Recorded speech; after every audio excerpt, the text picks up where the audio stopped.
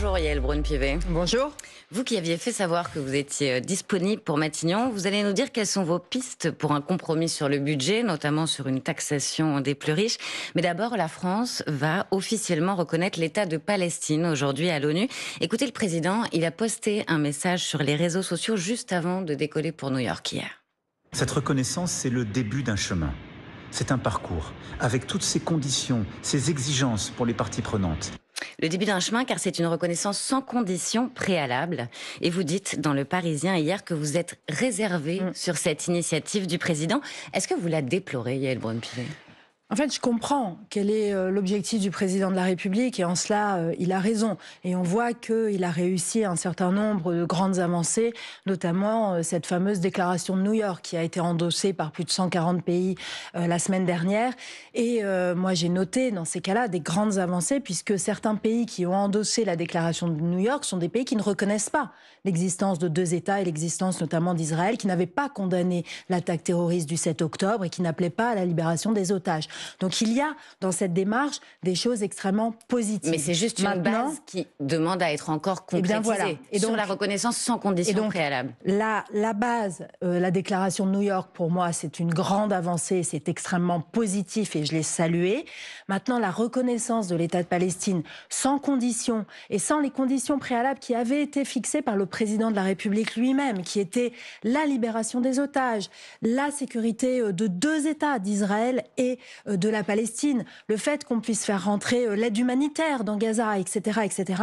Pour le moment, ces conditions ne sont pas assurées et c'est la raison pour laquelle j'ai exprimé des réserves. Moi, ce que je souhaite, c'est qu'aujourd'hui, justement, à New York, on puisse avancer à nouveau et que des pays arabes tels que l'Arabie Saoudite, par exemple, le Qatar, reconnaissent formellement l'existence d'Israël pour que nous puissions avoir vraiment quelque chose d'équilibré qui permette d'avancer sur un chemin de paix, de sécurité pour deux États. C'est ça que nous visons, c'est ça l'objectif de la France et je sais que c'est l'objectif du président de la République et c'est ça que nous devons réussir ensemble et donc c'est pour ça que moi j'ai exprimé des réserves sur une reconnaissance sans condition, unilatérale, indépendante de garanties de sécurité affirmées pour Israël. Et on voit que plusieurs pays, dont l'Australie, le Canada, le Portugal et le Royaume-Uni, soutiennent l'initiative française. Mais je reviens sur ce mot, il est important. Vous regrettez une reconnaissance unilatérale. Est-ce que vous pouvez être encore plus précis dans ce que vous attendez de la position française ? Mais je crois que je viens de le dire. Je suis très précise dans ce que j'ai dit. Et c'est juste la position qu'avait exprimée le président de la République, avec des conditions qu'il mettait à la reconnaissance d'Israël. Vous êtes aligné avec lui, il n'y a pas de différence. Aujourd'hui, la reconnaissance de la Palestine va se faire du point de vue de la France sans le respect des conditions préalables que le président avait indiquées, puisqu'il avait indiqué un certain nombre de conditions. Et dans cela, moi je suis réservée. Mais il faudra lui demander. Ces conditions, Yael Braun-Pivet. Je ne suis pas là pour exprimer ce que pense Emmanuel Macron et pourquoi il agit dans tel sens ou dans tel sens. J'ai salué la démarche. Je déplore simplement que aujourd'hui, il n'y ait pas d'autres pays qui, s'inscrivant dans cette même démarche, reconnaissent formellement l'existence d'un État d'Israël. Il aurait dû être plus ferme, Emmanuel Macron. Quelque chose d'équilibré. Peut-être qu'il va se passer des choses dans la journée. En tout cas, moi, je l'espère. Vous savez, on n'est pas encore ce soir. Et peut-être que, en tout cas, moi, j'appelle les États arabes qui ont endossé la déclaration de New York ce soir à franchir le même pas que la France, que le Canada, qui vont reconnaître la Palestine. Je les appelle à franchir ce pas décisif qui est la reconnaissance formelle à l'ONU de l'existence d'Israël. Ils ne l'ont pas fait depuis 1948. Il est temps de le faire si nous voulons sincèrement, collectivement, avancer sur une solution à deux États. Parce que moi, je souhaite profondément ramener la paix dans la région de façon équilibrée, équitable, que chacun, Palestiniens et Israéliens, puissent vivre en paix. Écoutez, l'ambassadeur d'Israël en France, il était interrogé sur France Info au moment où Emmanuel Macron a annoncé qu'il reconnaîtrait un État palestinien. C'était fin juillet. Quel est le message du président Macron avec cette reconnaissance ? Le message est la violence marche. Utilisez la violence, vous aboutirez à vos fins. Vous entendez ceux qui pensent, comme l'ambassadeur d'Israël en France, mais ce n'est pas le seul, que c'est la consécration des méthodes du Hamas, cette reconnaissance ? J'entends ceux qui disent ça. Moi, je ne le crois pas. Je pense que et la France a été très claire depuis le début sur la condamnation sans réserve de ce qu'a fait le Hamas et de ce pogrom du 7 octobre qui a tué plus de 1000 personnes et dont une cinquantaine de nos compatriotes. Et donc, je ne crois pas que ce soit le cas. En revanche, comme je vous le disais, pour parvenir à une solution de paix négociée, il faut que chaque partie reconnaisse l'existence de l'autre, et ça n'est pas le cas aujourd'hui, malheureusement. J'espère que les choses vont évoluer dans les heures qui viennent. Mais donc, Et il ne va après- rien se passer. Pardon. Il va rien se passer, c'est une reconnaissance symbolique et ça va rien changer parce que la question, je ne c'est le celle souhaite de pas. l'après Je aussi. souhaite que on puisse avancer et que tout ce soit à chaque fois des pas vers une solution de paix négociée. C'est ce qu'essaye de faire en toute sincérité le président de la République. Donc ça avance dans le bon sens. Maintenant, le chemin est encore long. Le président a posé comme condition lors d'un entretien sur CBS hier soir, la chaîne américaine, l'ouverture d'une ambassade en Palestine, pourquoi pas à Ramallah, a-t-il dit, la libération des otages détenus par le Hamas. Sur ce point, est-ce que vous êtes d'accord ?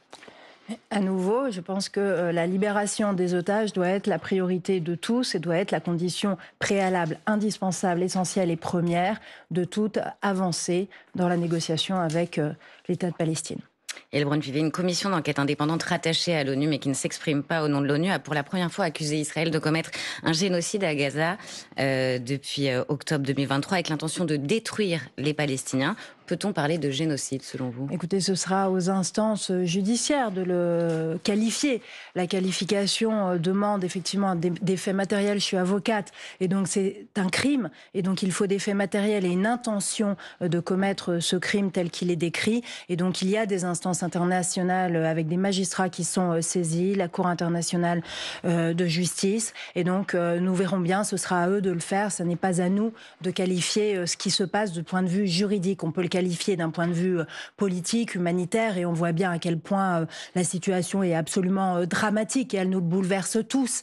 Et donc, il faut avancer et il faudra aussi que les instances internationales de la justice internationale puissent avancer pour qualifier ce qui est en train de se passer. Est-ce que vous avez regardé la Tour Eiffel cette nuit qui était pavoisée aux couleurs des drapeaux palestiniens et israéliens avec une petite colombe de la paix au milieu?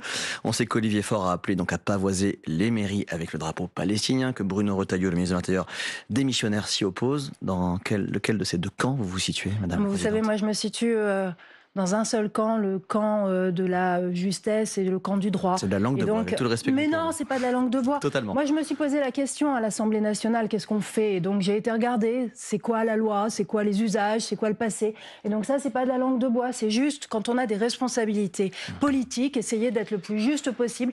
Vous savez, non, je suis pas... Vraiment, c'est pas de la langue de bois. Vous savez pourquoi?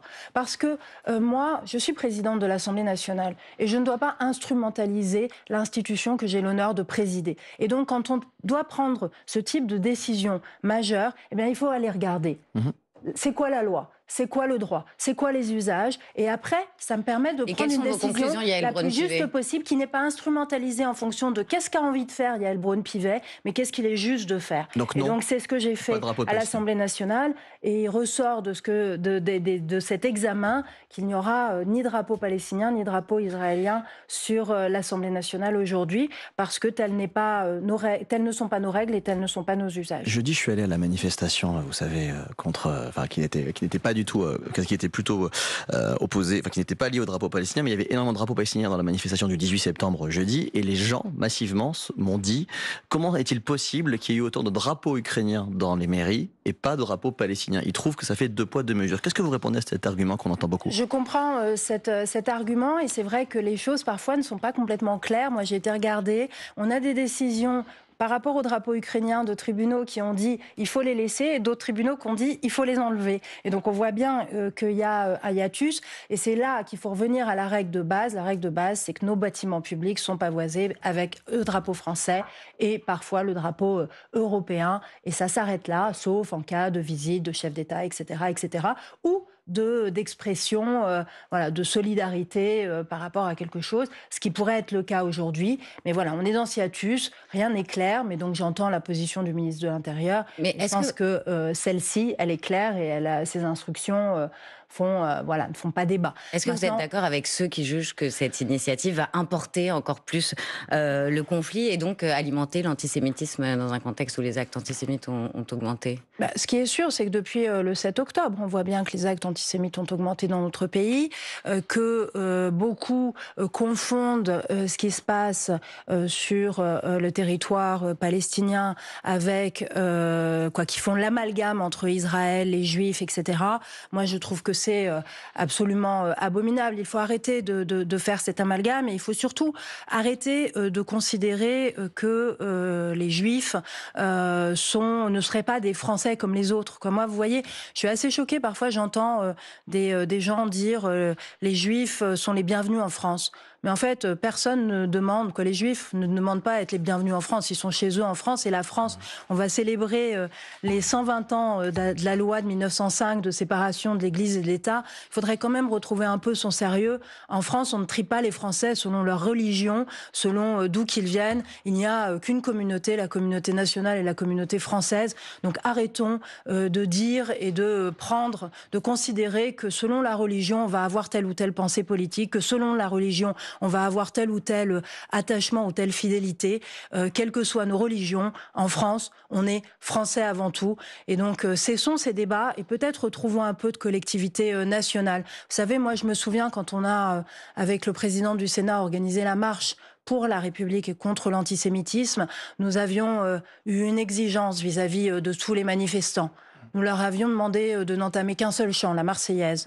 Et nous leur avons demandé d'arborer qu'un seul drapeau, le drapeau français. Eh bien, j'aimerais que dans toutes nos manifestations, il n'y ait qu'un seul drapeau, le drapeau français. Dans un instant, que proposent les macronistes pour taxer les riches et convaincre les socialistes avec vous, donc Yaël Braun-Pivet. Mais tout de suite, il est 8h45 et c'est l'info en 1 minute avec Jeanne Mézia. Près de 5 ans après la disparition de Delphine Jubilard, ouverture du procès ce matin de son mari Cédric devant les assises du Tarn. Il est accusé du meurtre de l'infirmière de 33 ans dont le corps n'a jamais été retrouvé.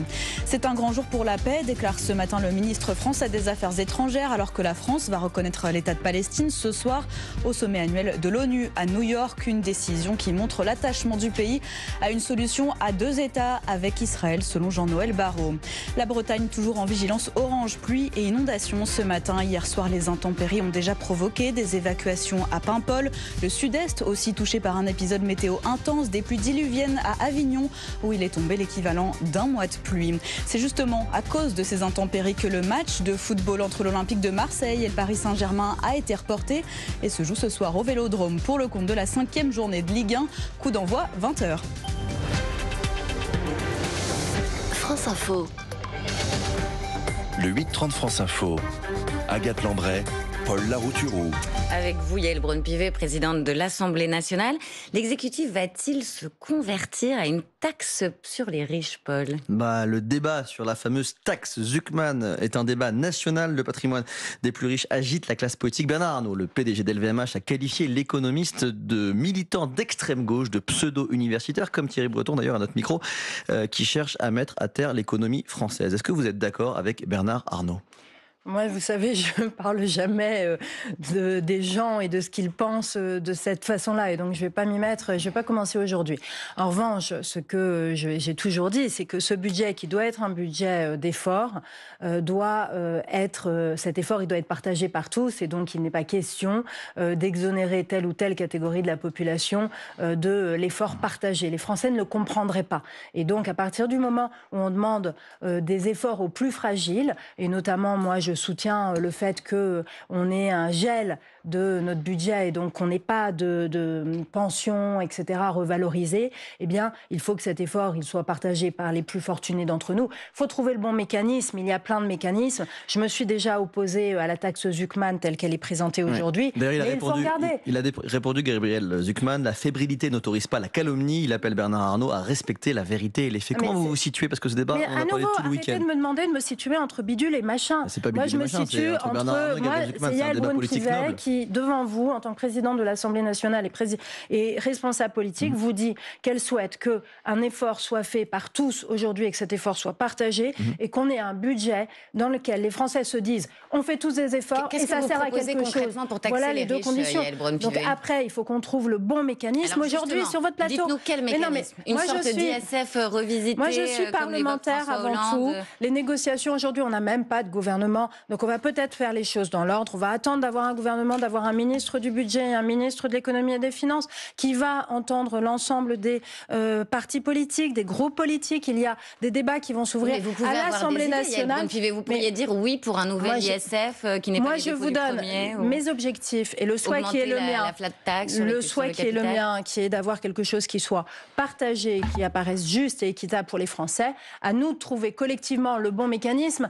Autrement, on piétine l'Assemblée nationale à toujours faire les débats à côté, sur les réseaux sociaux ou sur des plateaux. Les débats, ils doivent avoir lieu à l'Assemblée nationale. C'est là que siègent les représentants du peuple. Et donc, moi, j'attends des débats à l'Assemblée nationale, en commission et dans l'hémicycle, que justement, on regarde quels sont les bons mécanismes qui remportent l'adhésion d'une majorité de l'Assemblée nationale. C'est cela que l'on doit trouver dans les semaines qui viennent. Pas sur votre plateau ce matin. Ce matin, dans le décryptage écho de Fanny Guinochet, le gouvernement travaille, selon ces informations, à une sorte, on va dire, d'impôt sur la fortune revisité. L'idée serait d'empêcher la suroptimisation fiscale en obligeant les plus riches à payer au moins 20% d'impôts. Que pensez-vous de cette idée du gouvernement ? Ça fait plusieurs mois que le gouvernement travaille sur ce sujet. C'est pas nouveau et c'est intéressant de s'attaquer à la suroptimisation. Moi, je me dis, aujourd'hui, dans le monde tel qu'il est et dans la situation dans laquelle est notre pays, je crois que les Français en ont marre, en fait, moi, de ce que j'appelle les profiteurs. Les profiteurs, ils sont partout. Vous avez des profiteurs qui profitent de certaines allocations, etc. Et on le sait bien. Il y en a qui profitent de l'optimisation fiscale et pour échapper à l'impôt, et on les connaît et on le sait bien aussi. Et donc il faut s'attaquer finalement à toutes ces personnes qui se disent qu'elles ne vont pas participer à l'effort national et qu'elles peuvent, en profitant de telle ou telle règle, de telle ou telle situation, y échapper. Et bien ça, c'est plus possible aujourd'hui. Chacun, on est 68 millions de Français, on est une communauté nationale, chacun doit participer à l'effort. Donc il faut travailler sur justement cette chasse aux profiteurs, que ce soit... Donc on a des textes qui arrivent, lutte contre la fraude fiscale, lutte contre la fraude sociale, et il faut travailler sur la suroptimisation. Moi, ça ne me choque pas du tout, bien au contraire. Je pense que c'est ça qu'attendent les Français, se dire que chacun fait son bout de chemin et produit sa part d'effort. Rapidement, Yael Braun-Pivet, la gauche réclame aussi une suspension de la réforme des retraites. Est-ce que ça, c'est une ligne rouge pour vous ? Moi, je ne parle pas en ligne rouge, mais je pense qu'il n'est pas de l'intérêt national de revenir sur la réforme des retraites et de suspendre cette réforme. Nous avons adopté une réforme qui est imparfaite, on le sait tous. Certains voulaient la réforme par points, d'autres voulaient une réforme qui soit davantage avantageuse pour les femmes, etc. Et c'est évidemment mon cas et on peut avancer. En revanche, l'âge de la retraite, s'il vous plaît, soyons sérieux. On est à 64 ans, l'ensemble des pays européens est au-delà, 65, 66, 67 ans. On sait tous quel est le déficit de notre système de retraite. Donc il faut avancer, améliorer la réforme, éventuellement remettre tout le monde autour de la table pour travailler sur un autre système avec de la capitalisation, etc. Mais s'il vous plaît, ne faisons pas... Moi, j'en peux plus de cette politique. Vous savez, on est sur une politique de l'essuie-glace en France. C'est formidable. On fait un truc un jour, le lendemain, on le défait, et puis le gouvernement d'après le défait, le refait, etc. On ne peut pas avancer comme ça. Vous avez des idées sur la méthode. Vous aviez fait savoir que vous étiez disponible pour Matignon au président. Vous n'êtes pas trop déçu ? Alors j'avais dit au président que s'il estimait que je pouvais être cette personne qui mène ces discussions et tout ça, que je m'accrocherais pas à mon siège et que je n'étais pas une assise et que je pouvais prendre ce risque-là. Et vous disiez, je prendrais mon risque. J'étais pas candidate, j'étais pas. C'était simplement si je fais partie de la solution, mais je crois que je fais partie aussi de la solution en étant président de l'Assemblée nationale. Aucune déception. Le président vous a préféré son fidèle Sébastien Lecornu. Est-ce que ça veut dire que maintenant, prendre votre risque, c'est l'Élysée ? Pas du tout. Moi, vous savez, en fait, moi, je n'arrive pas à penser la politique en fonction de postes. Je pense la politique en fonction de l'ambition que j'ai pour mon pays et pour les Français. Je crois qu'aujourd'hui, je suis très utile à la place qui est la mienne et que les Français n'en peuvent plus des gens qui se projettent vers 2027. Ils ont envie qu'on se projette sur le mois d'octobre 2025. Ça serait déjà pas mal. Est-ce qu'on peut travailler Forcément, vous y pensez forcément. C'est demain la présidentielle. Forcément. Mais c'est pas demain, justement. Et je peux vous dire que quand je suis sur le territoire et que je vais voir les Français, ils me parlent pas de la présidentielle. Je n'ai pas un Français qui, lors des différents déplacements que j'ai faits, et j'en fais quasiment toutes les semaines, ne m'a parlé de l'élection présidentielle. Vous ne vous y préparez autrement que pour me dire... Mais en fait, la présidentielle, elle pourrit tout. C'est à cause de la présidentielle que les gens aujourd'hui ne peuvent pas se mettre autour de la table pour discuter et trouver des compromis. Et justement, ça, c'est problématique. En parlant de la présidentielle et de Matignon, lui, il a déjà occupé Matignon et il voit plus loin aussi. Maintenant, c'est Gabriel Attal, écoutez-le, devant les troupes de Renaissance, c'était hier à Arras.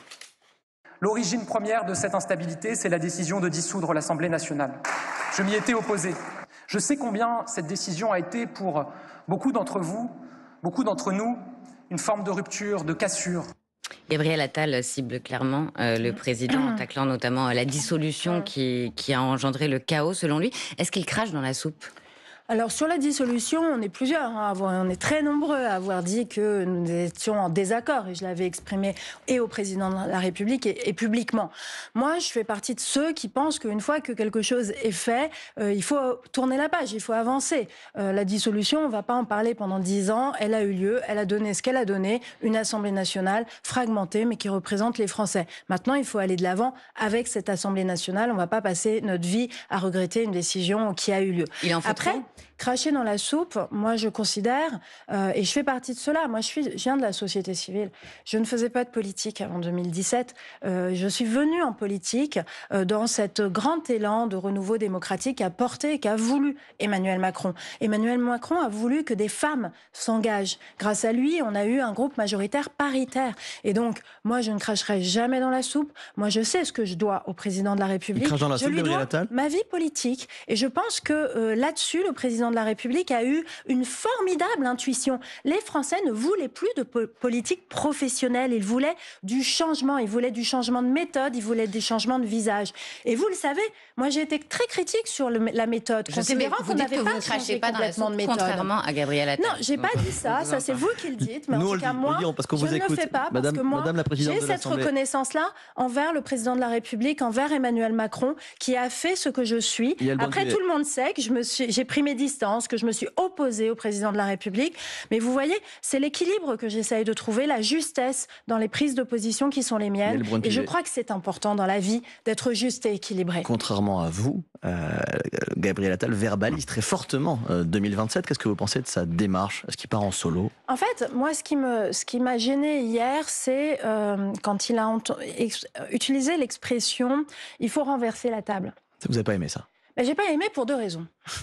La première, c'est que pour moi, le temps, il n'est pas à renverser la table. Le temps, il est à se mettre ensemble autour de la table pour discuter et faire avancer notre pays. Et donc, je crois qu'aujourd'hui, on est plutôt dans un temps où essayons de dialoguer, de concilier, d'être ensemble. Cette fameuse communauté nationale pour avancer, c'est ce qu'attendent de nous les Français. Donc il crache dans la soupe et il ne devrait pas renverser la table, Gabriel Attal. Ils n'attendent pas de nous qu'on renverse la table. Puis le renversement de la table, c'est toujours cette fameuse politique des essuie-glaces dont je parlais. On fait un truc et puis on fait l'inverse.